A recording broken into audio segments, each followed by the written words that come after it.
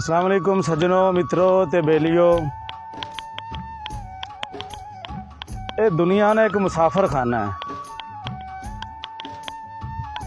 ते ये साडा सफ़र पैदाइश तो लैके फौतगी तक जिहड़ा ना साडा सफ़र है। ते इस सफ़र के दौरान असी मुख्तलिफ इंसानों नूं मिलने मुख्तलिफ हालात का सामना होंदा है। जगह जगह ते रिश्तेदारां नाल ते अजीज़ो अकारब नाल सब नाल मुलाकात होंदी है।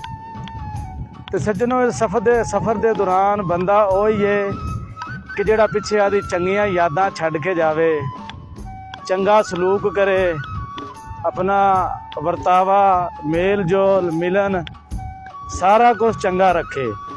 तो उस बंदे नूं इस सफ़र के दौरान याद रखा जाता है। सफ़र मुकम्मल हो जाता है, बंदा दुनिया तो चला जाता, उहदे चंगे विचार, उहदा मिलन जुलन, उहदियां चंगियां गल्लां ते लोगां नाल कीतियां होईयां नेकियां इंसान नूं सदियां तक सालियां साल जिहड़ा ना जिंदा रखते हैं। इस करके दोस्तों, इस दुनिया च चंगा मेल जोल रखो, चंगा वर्ताव रखो।